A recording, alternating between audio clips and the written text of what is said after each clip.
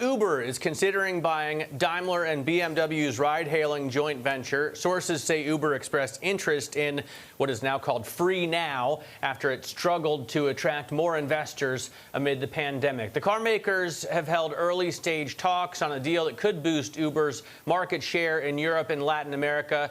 Joining us now is Benedikt Kammel, our senior editor in Berlin. So, Benny, why would, the business, which I still know as Drive Now, which, let's be honest, is a far better name, seemed to be so successful pre-pandemic. Is this a COVID problem?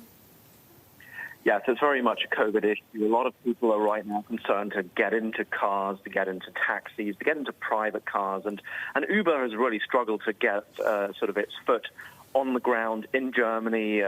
We know this in Berlin. Uber doesn't really exist. There was some sort of fits and start, and they tried to get in, and then they were kicked out again. There's a very strong taxi lobby here. So this might be a way for them to get in via this company called, with a slightly misleading name of Free Now, because I can assure you it's not free. But it's a business that Daimler and BMW arguably think is probably too small for them. It doesn't really make a lot of money for them, and if Uber sees a way in, gives them an attractive price, then why not, is probably what they're thinking. Yeah, we saw Drive Now back out of London, Benny, some time ago, and many iterations of the business later. Here we are talking about this deal, perhaps with Uber.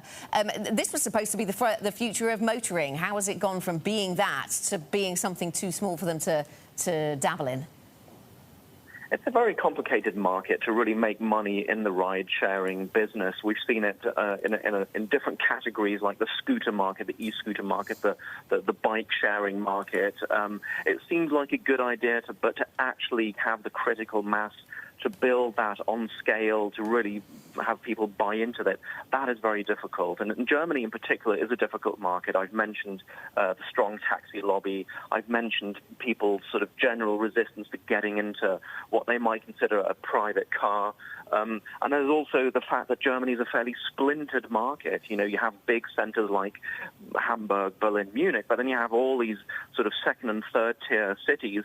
And if you want to play a role in Germany proper, you have to serve those smaller cities as well. So it's harder to really get your foot in the door here than it might be in France or in the UK. What kind of money are they going to get for this, Benny? Probably not a lot. I mean, the Daimler portion of the business is valued at less than $1 billion. So if you look at it from a sort of financial point of view, it's more a question of sort of plugging that hole and getting out for a decent price, but nothing that really will make a big difference on the balance sheet. It's really for these companies.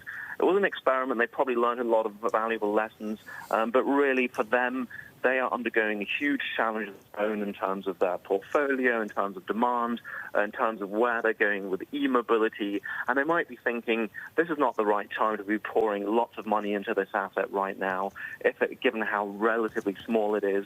And as I said, if Uber gives them a decent price, then why not get out? So we're talking about maybe $1 billion, maybe a little bit more, but that's sort of back of an envelope calculation. But it's not a huge transaction.